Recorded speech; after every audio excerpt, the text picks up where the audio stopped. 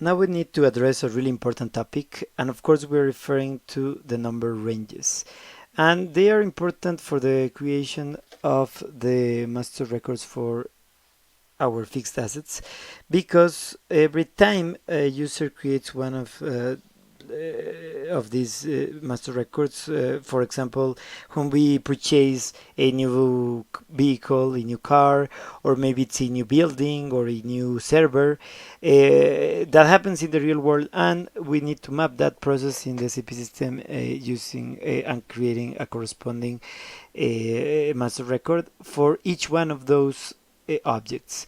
So the system needs to assign an ID for each one of these master records, and actually it has to be most of the times what we want is that it's different for each asset class, so different for the vehicles, and that's going to be different from the buildings and different from the servers. So or of course even other asset classes that we might have.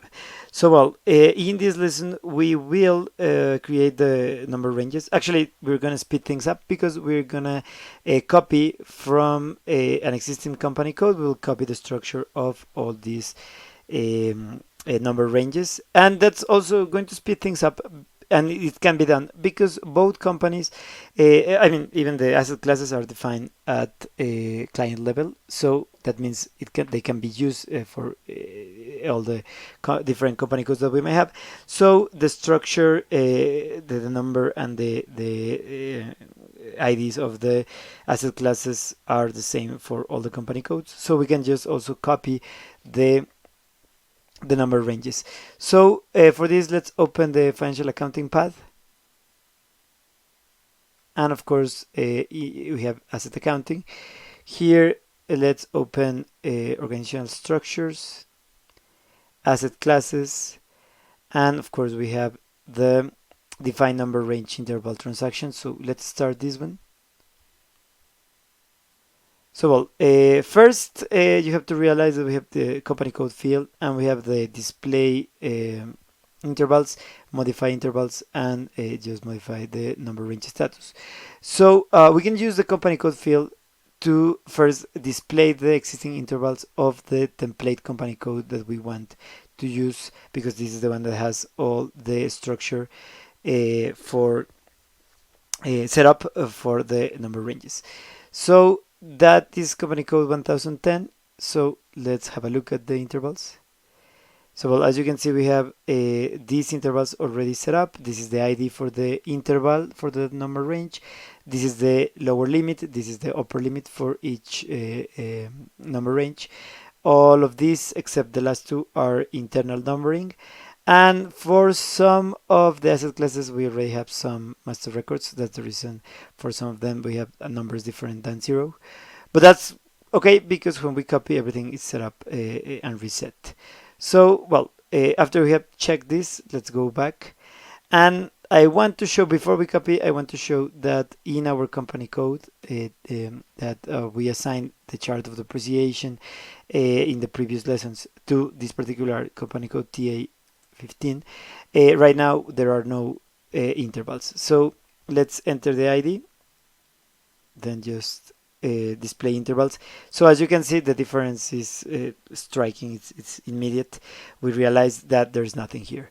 So next step is just to come back. Let's enter the ID for the template company code that has all these intervals. And of course, we will use the copy sub object icon. The drawing is very similar to when we have in just the business suites like word processing or spreadsheets to copy. So let's use that one. And of course, this pop-up shows up. We need to enter the template and the company code that is the destination company code. So this is like the source and the destination. So we want to copy from 1010 to TA15, and let's just go for it. The system will just show the message about the transport of number range intervals. This is just for informational purposes, so let's just click continue.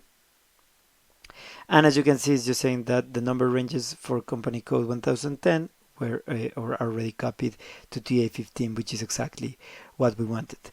Just before we finish, let's just check. We'll double check that the process was correct. So for this, let's enter the ID of the destination company code, the TA15, and let's click display intervals. So as you can see, the structure of all the intervals was copied. I mean, we have all the corresponding IDs correctly set up, the lower limit and the upper limit for each range. And interestingly enough, of course, all of the number ranges are with 0, because in this company code, we haven't even created one master record of a fixed asset. So that's the reason it's everything set up back to 0. So well, that is exactly what we wanted. We can just quit the transaction, and with this we are finishing the lesson. But of course we still need some much more interesting customizing steps and just overall business processes in fixed assets. So of course we invite you to keep learning with all of our coming lessons.